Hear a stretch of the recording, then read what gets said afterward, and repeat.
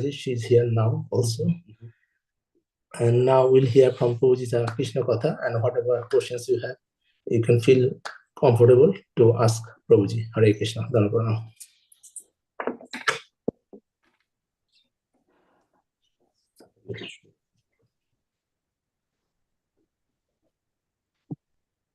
Om Jnanatimirandasya Jnananjana Shalakaya Chakshurunmritam Yena Tasmai Shri Gurave Namaha Mukam Karoti Vachalam Pangum Rangayate Girim Yat Kripa Tamham Bande Shri Gurum Dinataranam Jai Shri Krishna Chaitanya Prabhu Nityananda Shri Advaita Gadadhar Shivasati Gaura Bhaktivinoda Hare Krishna Krishna Krishna Hare Hare Hare Rama Rama Rama Hare Hare. Thank you everyone for being here this morning. It's you can continue chanting. Yes. So so Prabhuji asked me to speak a little bit about chanting the holy names. Yes. So I'll do that, and then we can see if there's questions. So we have about 40 minutes. Whatever comfortable time people. Okay. So it's a Sunday morning. I'm sure devotees savor their time off, busy weeks, but we can say some words about chanting the holy names. Once there was a poor brahmana, and many of you may have heard this story before, but it's a nice reflection. There was a poor brahmana, he was worshipping Lord Shiva. He was worshipping Lord Shiva because he wanted to gain wealth, prosperity. He wanted an end to his poverty. So he was worshipping Lord Shiva. Many individuals, they worship demigods, Ganesh, Shiva, Mother Durga, etc. So many different empowered personalities. So he's worshipping Lord Shiva. Lord Shiva is Ashutosh, means he's easily pleased. So you think, okay, I worship Lord Shiva, do some puja, do some prayers, and if I please him, then he'll give me whatever I like. So this brahmana was successful in pleasing Lord Shiva.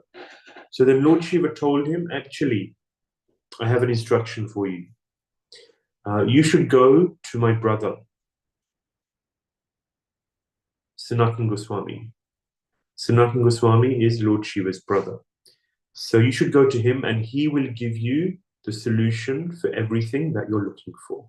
He will give you what you really need. So then he'll give you the greatest wealth.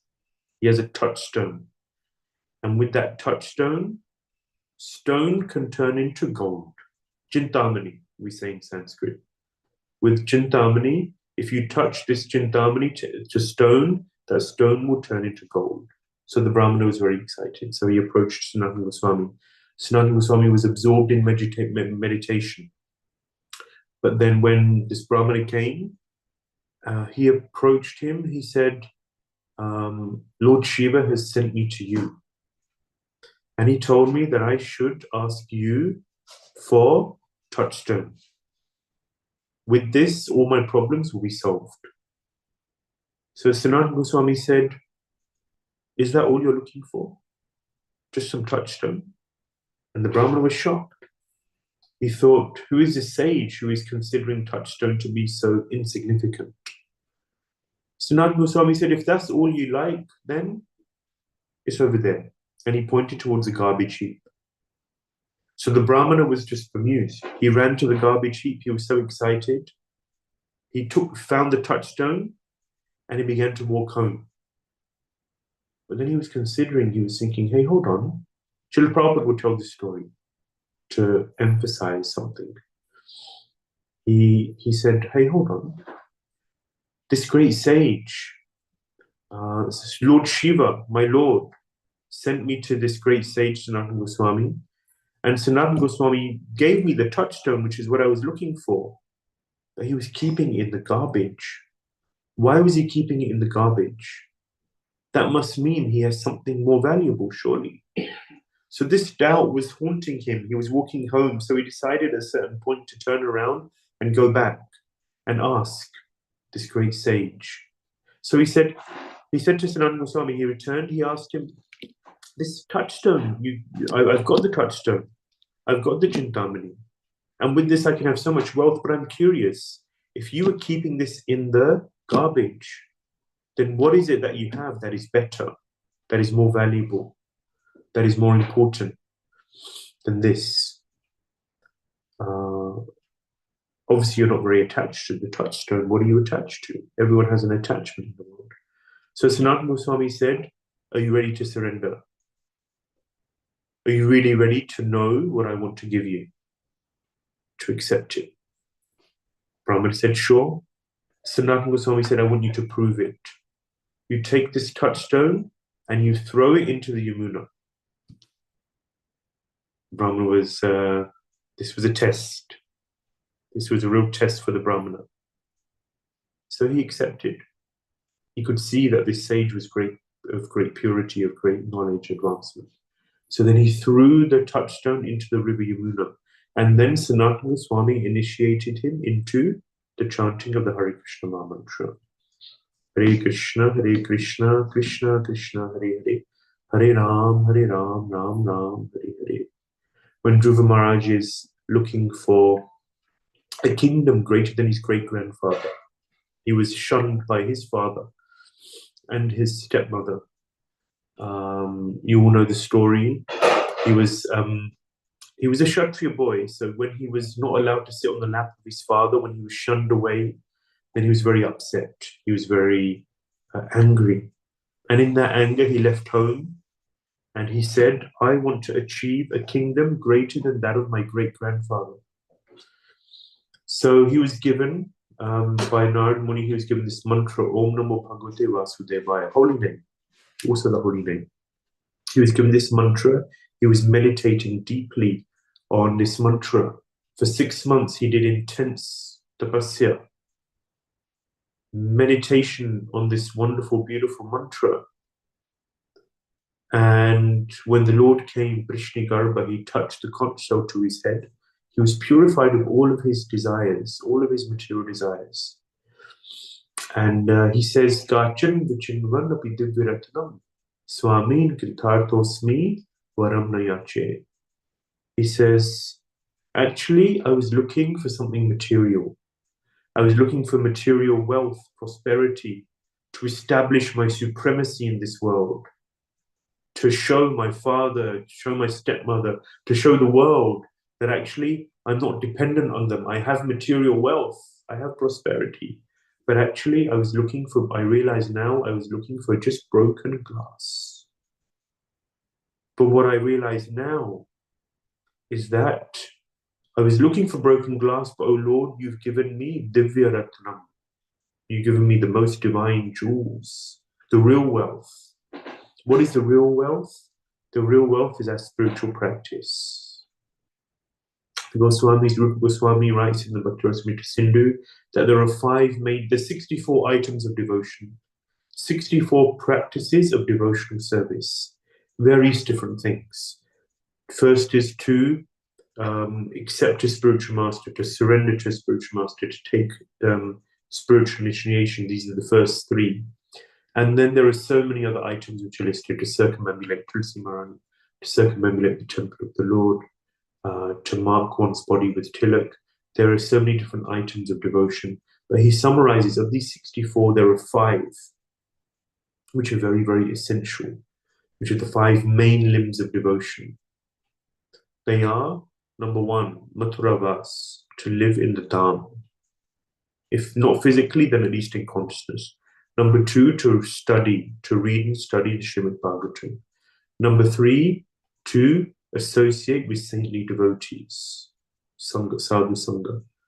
Number 4 is to worship the deity form of the Lord. And number 5 is chanting the holy names of the Lord. Of these 5, he says, if you are to focus on one, if you are to emphasize one of these 5, if there's one which is the most important of them all, then it's chanting the holy names of the Lord. This is why we call Hare Krishnas. Srila Prabhupada said that 95% of his advancement in Krishna consciousness. And this is Srila Prabhupada. Of course, he's probably being humble, but he's being instructive, most importantly. He says 95% of his advancement in Krishna consciousness comes from chanting the holy names of the Lord. One great devotee said, I judge a man by his japa. If you want to understand where someone is, who someone is, what their priority and motivation is in Krishna consciousness, then you observe their japa. You see how they chant the holy names. Sometimes you see devotees are chanting and then watching TV. It's common, no? Chanting and, on their phone. Chanting and driving. There are so many different versions of chanting. I saw one meme once, and there was a young man. He chanting his rounds, and it's just a real chore. He's got his hand behind in his bead bag, and he's just Hare Krishna, Hare Krishna, Krishna Krishna, Hare Hare, Hare Rama, Hare Rama, and the rounds are going very, very slowly, and then eventually, one by one, he gets to his 16 rounds. When he's finished, then he takes his bead bag, he swirls it around, and he throws it out. And it goes up, up, up, up, up, up, through the stratosphere, into space, until tomorrow. So sometimes this can be our attitude. This can be our mood, internal. You may not throw it out in physically, of course. We understand this is Tulsi Maharani, this is sacred, and I shouldn't behave in this way, but internally, how much am I chanting to get it done? Chanting to get it out of the way, to fulfill my duty.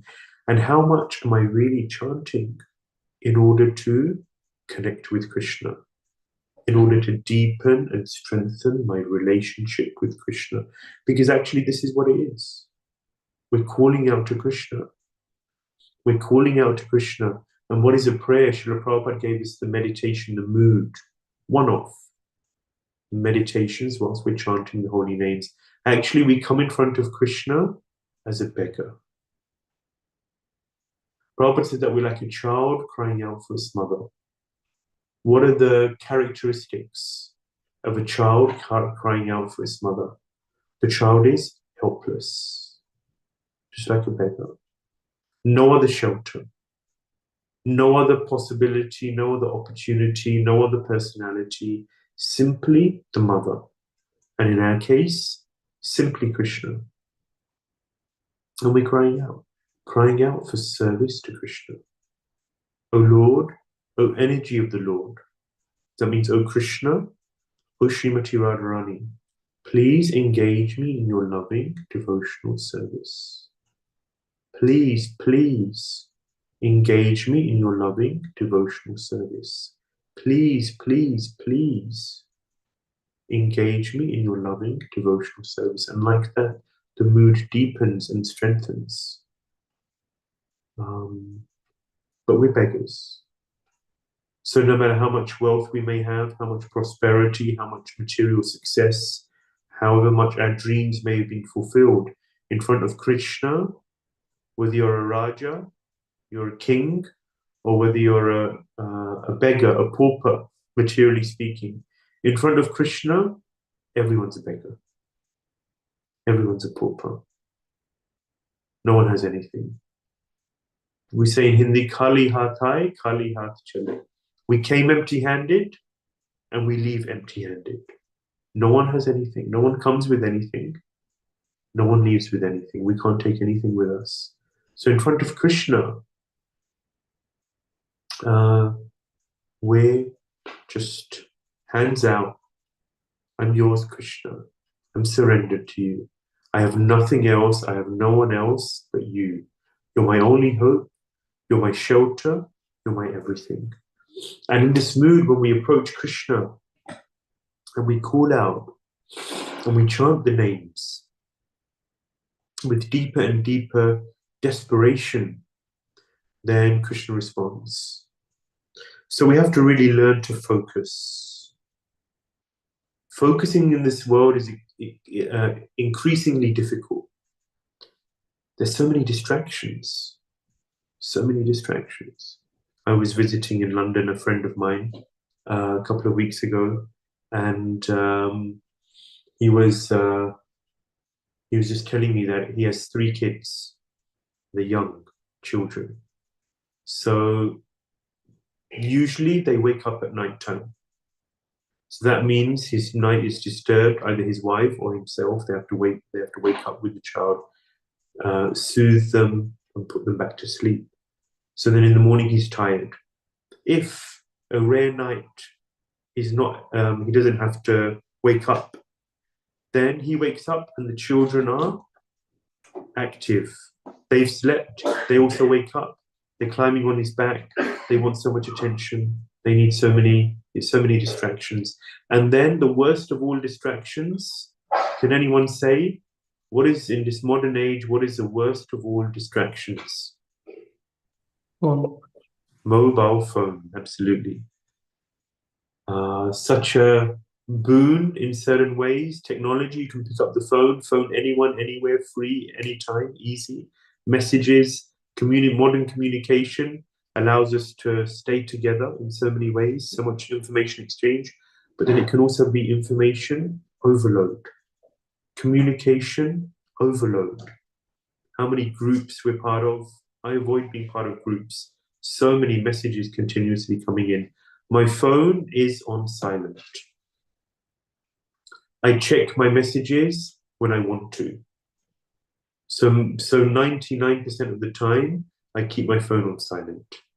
Otherwise, there's just too many messages, too much information, too much communication constantly coming in. And in this way, the mind doesn't have any opportunity to focus, to stay on one thing, to stay on one topic for any point, for any period of time. And therefore, the mind becomes so disturbed. Mind becomes so disturbed. We're not fixed on one thing. So already Rupa Goswami says that the mind is like a drunk monkey. A drunk monkey. Anyone been to Vrindavan? I think many of you, yesterday at least in the session we had, many devotees have been to Vrindavan. Vrindavan these days, monkeys are rife. There's so many of monkeys. And they can be quite aggressive also. If you're wearing glasses, you have to be very careful. Because they'll climb up onto you, they'll grab your glasses, take them up. And I remember 10, 15 years ago, maybe 20 years ago, the monkeys, you gave them one banana or one little tutti frutti, the mango juice drink, you give them one of these, you throw it up, they take it, and they'll give you the glasses. It's like a swap. They're very intelligent. But nowadays, what I see is that they're more intelligent. You give them one banana, they'll hold it, and in the other hand, they're holding the glasses. So now they don't accept just one banana, you have to give them at least 2 bananas, then they'll give you back the glasses. So they're becoming so intelligent. So these monkeys, they're very intelligent and they have a mind of their own. So the Rupa Goswami says that the mind is like a drunk monkey. But not just a drunk monkey which is haunted by witches and ghosts. A drunk monkey haunted by witches and ghosts. The holy name is so beautiful, so wonderful, it's real taste.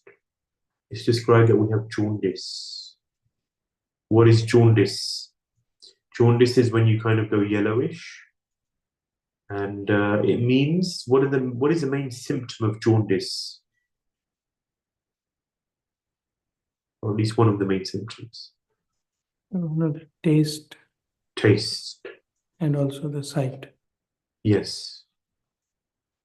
So jaundice, specifically the Acharyas, they describe that jaundice, one of the main problems is that sugar tastes bitter. If you have jaundice and you eat something which is sweet, that sweet tastes bitter. So Rupa Goswami describes it actually, it's like we have this disease of jaundice. When we taste the holy name, we don't have a natural attraction. We don't want to chant the holy name. We don't taste this wonderful sweetness of the holy name. But what is the solution for jaundice? What do you do if you have jaundice? Sweet tastes bitter. It's not pleasant, but still you take sweet, and that's one of the main solutions for overcoming the disease of jaundice. In the same way, the holy name isn't naturally attractive for the conditioned soul, for someone who's anartha nivriti. Sometimes maybe some taste will arise, just come from nowhere. Maybe we got the mercy of an advanced devotee. Maybe the holy name decided to reciprocate with our efforts and our endeavors to give us just some encouragement and some inspiration to continue going. But generally speaking, that taste, that flavor, that connection is not there because we have this disease. We have a disease which doesn't allow us to really taste and access that nectar. So what is the solution though? We have to continue to chant the holy names. Continue to chant religiously, very seriously, very dedicatedly, the holy names of the Lord. And in this way, as we do that, gradually, step by step, this disease of jaundice will be overcome. But we have to be very serious, because this is the most important part of our life. We have 24 hours in a day. And the 2 hours, if you're 16 rounder, 2 hours. If you those 2 hours, we have to understand before we pick up the bead bag, we have to remind ourselves that this is the most important 2 hours of my day. The most important time. There are so many other duties and responsibilities, but this is my time with Krishna. This is my time developing this eternal relationship with Krishna. And how attentive, how prayerful, how focused, how absorbed I am in this time, that will determine my relationship with Krishna. So we have to be very serious about this. But what happens in these 2 hours is very much dependent on what we do in the other 22 hours. We can't just, or it's difficult to just to switch off from everything else that's going on in life and suddenly chant a beautiful, amazing, wonderful round if the other 22 hours are not supportive to our Krishna consciousness. So actually we have to live a Krishna conscious lifestyle. A lifestyle which is conducive to developing Krishna consciousness. So it's not just about those 2 hours, although they are the most important, but it's also about the other 22 hours. Who do I associate with? What kind of people do I spend most of my time with? And I mean associate with. So for example, if you're working maybe 8, 9, 10 hours in a day, you're surrounded by materialistic people. But you have to work, you have to live. So then how, I don't go deep with non-devotees. I don't have a depth of, I don't have guya makiti prichati. I don't have revelation of one's mind with non-devotees. That I do with devotees. The people I really connect with are Vaishnavas, that I hold very dearly in my heart.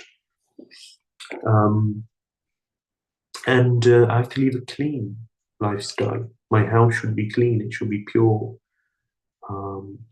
And we should discuss topics of Krishna. I should read and study Srila Prabhupada's books, because all of these things are very supportive and conducive to the development of my japa. Remember, I judge a man by his japa. So how do we chant the holy names? This is a key litmus test of how we are doing in the development of our Krishna consciousness. But a key thing, as I was referring to, a key obstacle is the mind.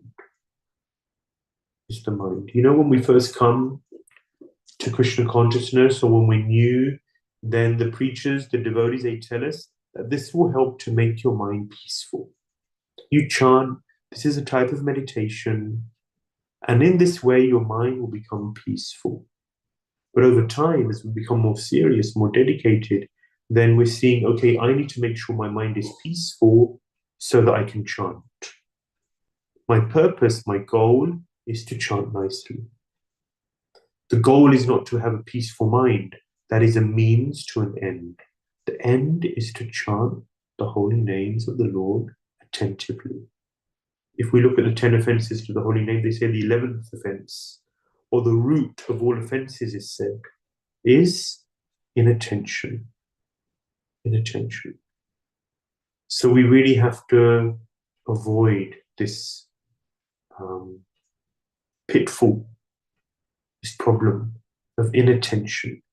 We really have to be very serious and dedicated to chanting with focus, with attention, and really hearing the holy name. The most important of all the senses, 5 senses, is the ears. Why? Because the ears are the ones which hear the holy name. So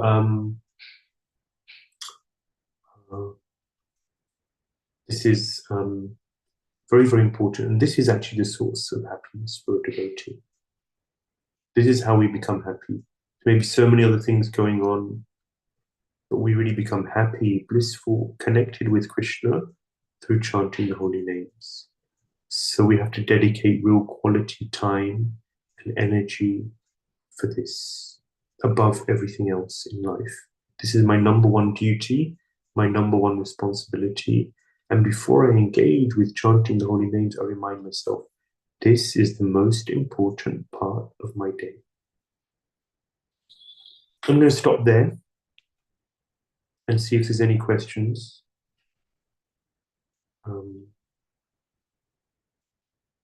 Comments.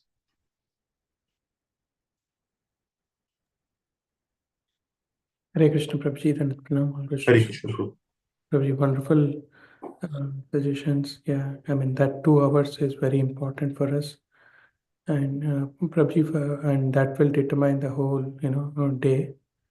So, of course, we try to chant, but always we are, even though we don't put our phones, but at that time, almost, we get all kinds of thoughts while chanting. We get thought about what work to do, sometimes, so many thoughts are going through our mind. How do we stay focused, Prabhuji? So I remember once I was in Chowpatty Temple, I spent a few months there in Mumbai. And sometimes in the morning when Srila Swami Maharaj, when he was in town, when he was in the temple, then he would join the devotees for japa. His seat would be there, but sometimes he would come when he was there. And when he would come, then of course everyone would pay their obeisances. And it was a very inspirational time, I remember. And Maharaj would sit there in his chair and he would chant. And when he was chanting, he was so absorbed, fighting, focused, chanting, head back to side. Really, he was really fighting to hear the holy name. And I used to reflect, and over the years I reflected on it many times, and my conclusion was, of course, that Maharaj was setting an example.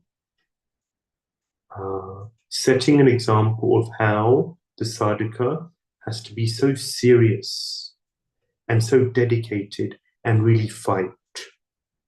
Really, really fight with the mind. Because as we said, the mind is so uncontrolled.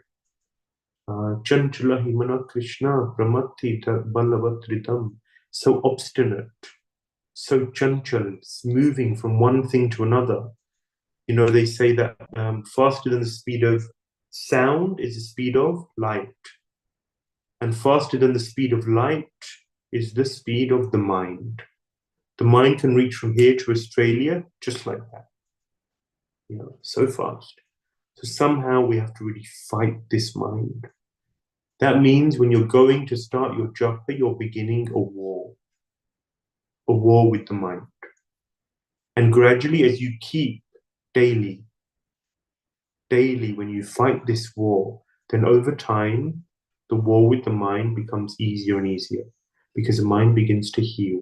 It begins to become controlled, more obedient. So this is very, very important. When we're starting our japa, it is a fight with the mind. And over time, we see that things improve and develop. And we come to higher and higher stages of chanting. The Matsya Puran describes 3 different levels of chanting. The first is where one can hear the holy name for 12 seconds. Hare Krishna, Krishna Krishna, Hare Hare, Hare Ram, Ram, Hare Krishna, Krishna Krishna, Hare Hare, Hare Ram, Ram, Hare. So maybe 2 mantras, where you can just hear the holy name and nothing else going in the mind.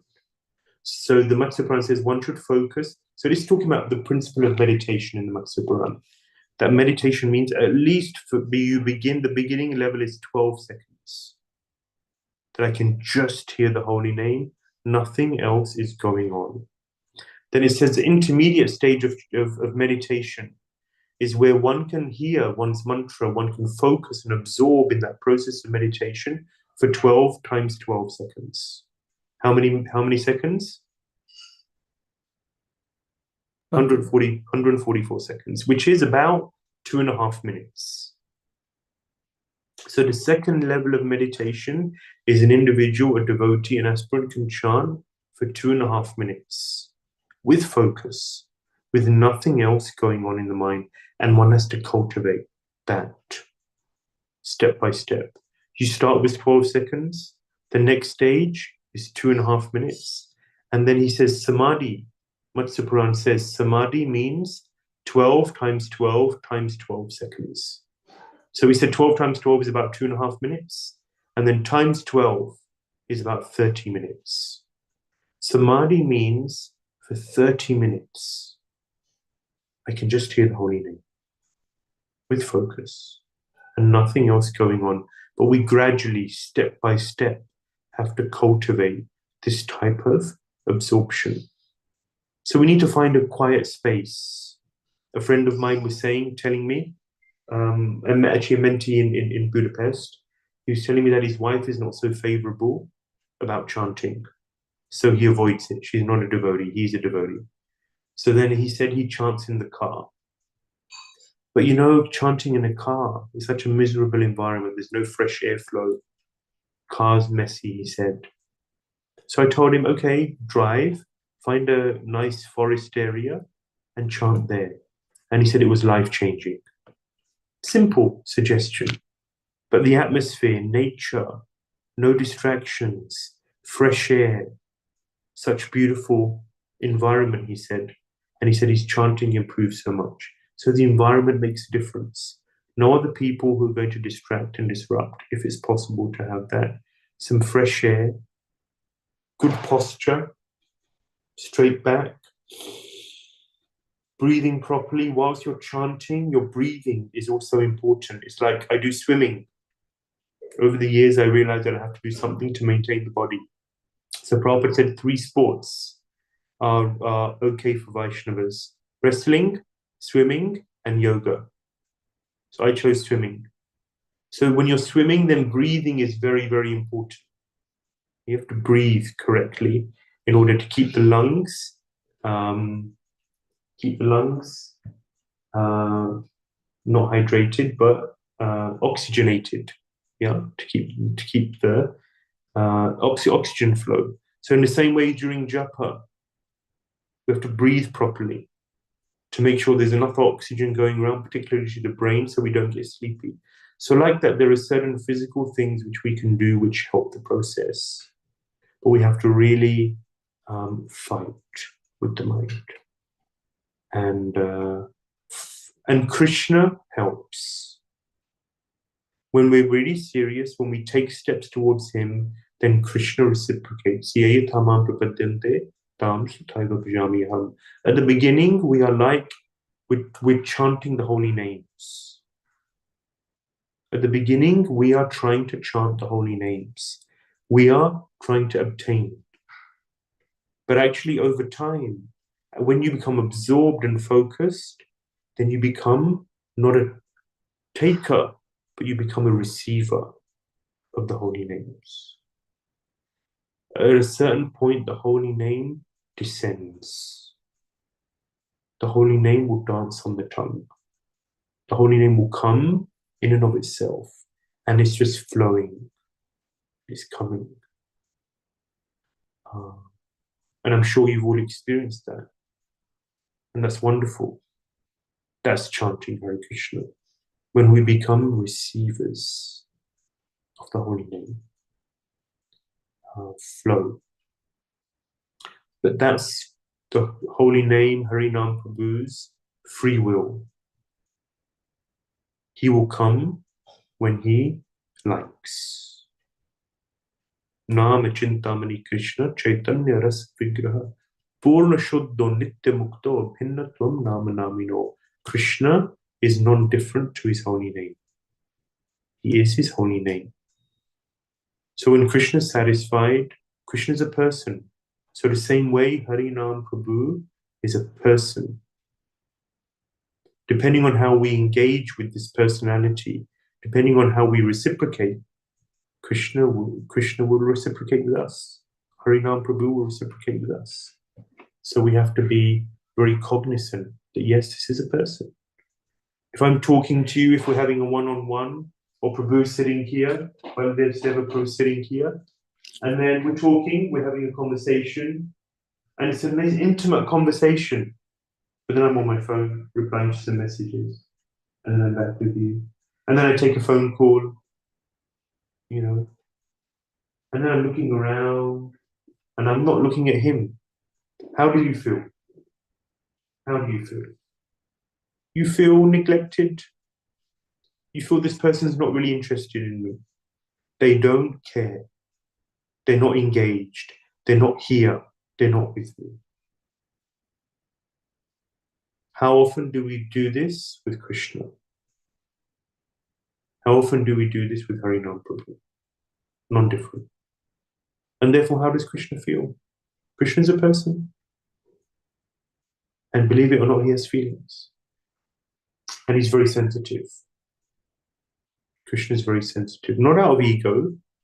Sometimes in the world you get very sensitive people but he wants to be able to trust us in this relationship. And to really feel that, yes, this person is interested. So this is a science of our relationship with Krishna. And again, the litmus test, how well am I doing in this relationship? How much am I progressing? Is when we sit down to chant the holy names, how much focus and absorption do I have? How much am I fighting to hear the holy name? How much am I ready to put all other things aside? Krishna deserves some quality time. You know, in any relationship, you're all married people, you need to give quality time in your relationships to your husband, your wife, your spouse, to your children. To important people, you give them quality time and focus. Otherwise, relationships don't work. Krishna is the same. Harinam Prabhu is the same. Is that okay, Prabhu? Yes, Prabhuji. Thank you so much for all the practical tips. Anyone else?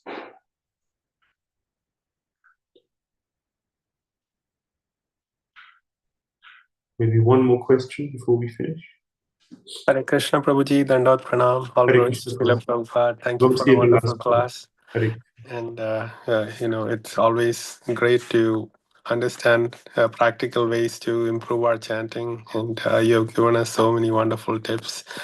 Prabhuji, one question is, you know, I've heard that we should try to go from Nam, Roop, Guna, Leela, and the gradation of chanting is slowly to get to each level when we are chanting. So you wonderfully mentioned the main point of listening to the holy name.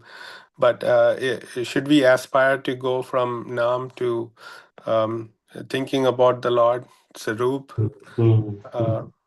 or should we focus only on the name? Thank you for the question, Prabhu. Good question. Yes, you know, chanting. So I emphasize hearing the holy name, but that's not enough. Okay, hearing is very good, but that can also become a little dry. We have to call out to Krishna with affection. We have to really contemplate our lives, see the temporality of the world, and hear about the beauty and the wonder of Krishna. And the more we hear about Krishna, that then comes up while we're chanting. If daily we're reading at least an hour a day, good sadhana. Yeah, so 2 hours of chanting, 1 hour reading. This is the basic level of sadhana. Good sadhana. Then when we're chanting, then whatever we're reading, that comes up in the mind's eye, the heart. And then we can develop more of an affectionate calling for Krishna. So it's not just chanting and hearing that chanting mechanically, but there's an affectionate call. And it's that love content that Krishna is really looking for. That's what he responds to. That's what he's looking for. Krishna has everything. Ratasya karyam karanam cha vidyate. Yeah, it's described in the Svetasvatara Upanishad. Prabhupada quotes this in his books. He says Krishna has no duties. He has no obligations. There's nothing he has to do. He's apta kama. He's self-satisfied. All his desires are fulfilled. But there's one thing he's looking for, is the affection of his devotees. Love. So when we're calling out, we have to call out with a love, with a dependence on Krishna. And this is what really brings chanting alive. This is what really makes it beautiful. And that's what we have to do. So as we're doing that, number one, we're hearing about Krishna. Yesterday, I remember also last year, when we were at Shilpa Mataji's house, we also presented the books.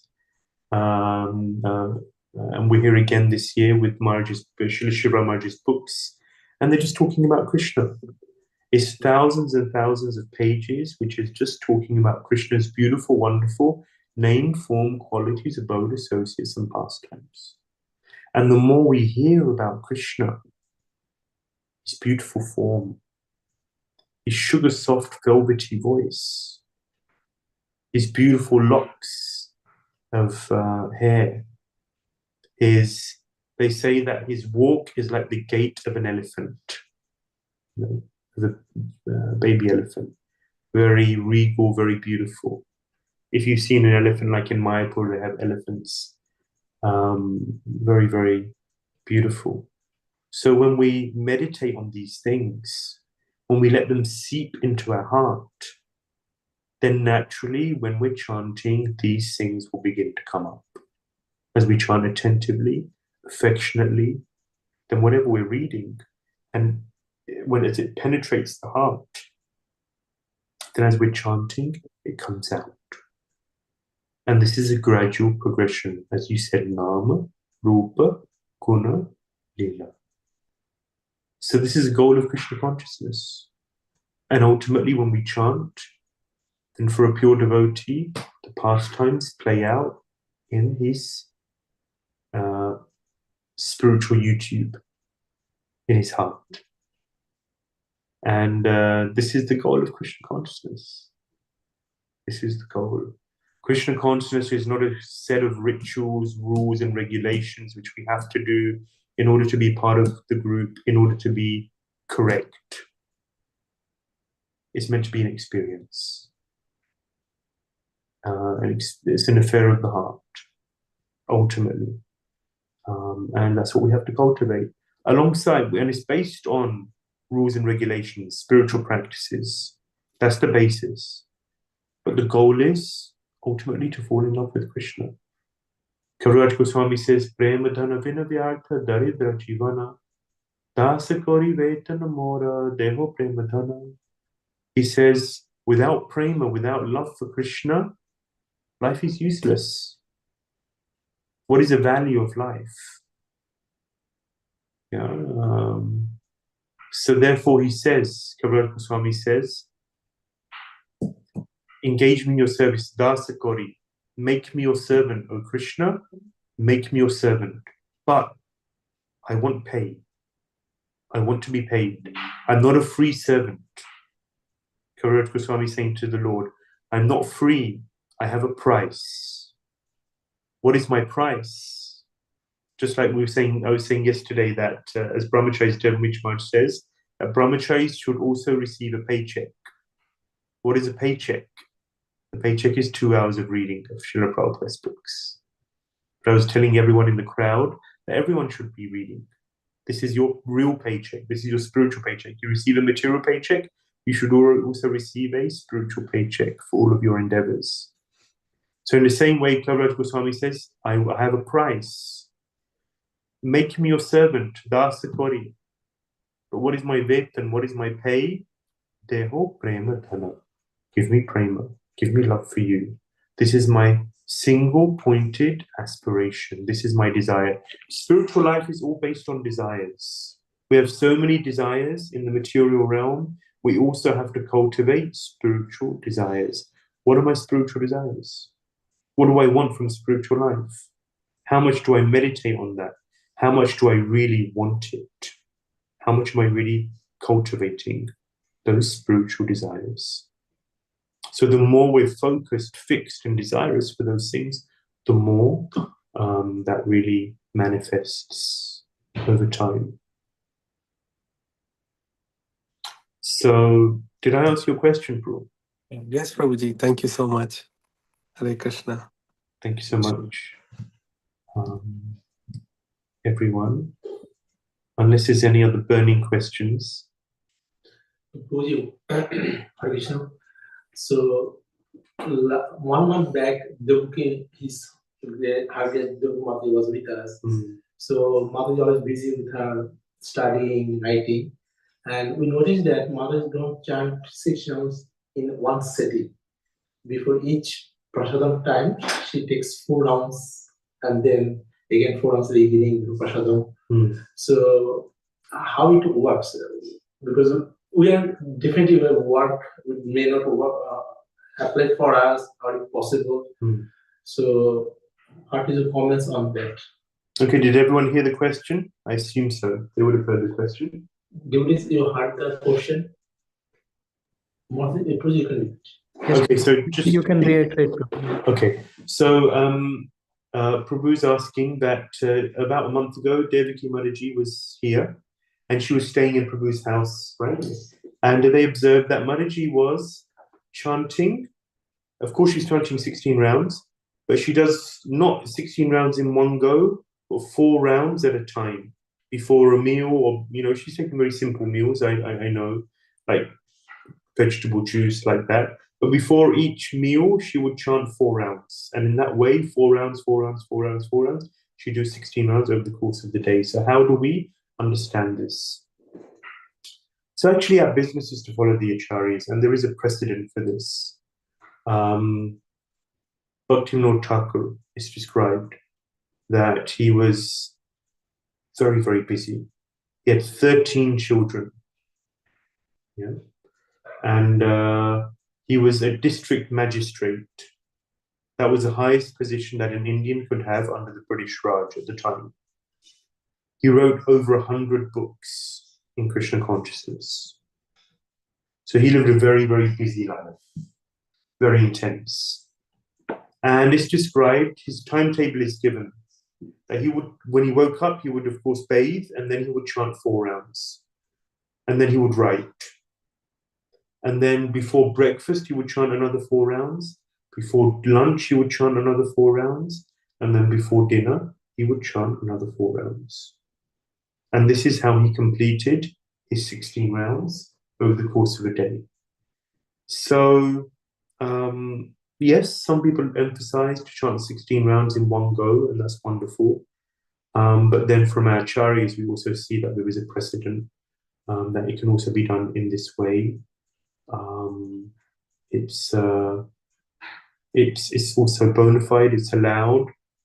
The main thing is that we're cultivating good japa habits. We're really hearing the holy name. We're trying to find absorption in a very prayerful mood. Srila Prabhupada said that when he came to the West, he planned that everyone chants 64 rounds. But then when he saw the mood and the atmosphere, he saw the passion and ignorance in this environment, especially in the Western world, he said, no, these people aren't capable of chanting. So then he reduced it to 32 rounds. But then the devotees were still looking like, oh my God, what a struggle, 32 rounds is too much. And then Prabhupada said, okay, 16 rounds, but nothing less. nothing less. Actually, though, it is wonderful to have the experience of chanting extra rounds. I know some devotees in daily, they do 17 rounds. And I asked one devotee why, and he said, well, you know, just in case I missed the mantra, or when I was inattentive, it's just something extra. You're showing Krishna that I don't want to do the minimum. I want to do more, extra. But then try chanting 32 rounds one day. Try chanting 64 rounds. Or if you're really brave, then be like Haridas Thakur. Chant 192 rounds in a day. That's 24 hours. If it takes you 2 hours for 16 rounds, then 192 rounds means 24 hours of chanting. But if you chant 192 rounds, then 16 rounds will be so easy. And you'll realize how easy and simple 16 rounds is. But this is serious Krishna consciousness. And so, yeah, there's precedent. There's precedent for it. And I'm sure Manaji is following Bhaktivinoda Thakur and other greats who have done something similar. So, Shravana Kirtana Jale Karila Sechan. We have a creeper of devotion. If anyone's done any gardening, then how do you nourish your plants? You have to water those plants. What is the water in our case? Shravana Kirtana. We have to chant the holy names, and we have to hear about Krishna. So if anyone is interested in our books, then we're here today. They can come and take a look and pick up a set. I remember Shushilpa Mataji did last year, and I'm sure there's others who would be interested. We're here at Prabhuji's house, and thinking of maybe going out to do some Prabhupada book distribution today. Somewhere in Tampa, let's see. And yes, I thank you all for your attention. And have a wonderful Krishna conscious day. And Hare Krishna. Srila Prabhupada ki. Prabhuji, if you are okay, we can do book distribution at Patel Brothers in the evening. Oh, really? We can set up a table. Okay. Baldev Prabhu, what do you? I will Bengali satsang in the evening. Oh, no. I can take Prabhuji. Sure. That will be great. That will be great. If needed, let us know, Prabhuji. Any help we can do? So after this call, I'll connect with you. We'll connect. Okay. That sounds interesting. Prabhuji, our great distributor for ISKCON Temple. Prabhuji, Ganesh is our ISKCON Temple bookshelf. Wonderful. Lagging, Prabhuji, but yeah, with yours. Excellent. Thank you so much, everyone. I wish you all a wonderful Krishna conscious day. Please chant the holy names with love and attention. Okay, let's all say 3 times loudly Hari Bol for Prabhuji. Hari Bol. Hari Bol. Hari Bol. Hare Krishna, Prabhuji. Thank you so very much. Welcome to Tampa again. Good to see you and Prabhuji. I still remember the satsang exactly 1 year, a couple of days summer. Yeah, and I have the book Venu Gita in my altar. Every day I see it. Hopefully someday I'll open it. Well, I did open it, but not consciously. But someday, with all your blessings, I will open up and read as well. Good to see you. I'll be joining the book distribution today. So we'll meet. Excellent. Thank you, Prabhuji. Hare Krishna. Excellent. Wonderful message as well.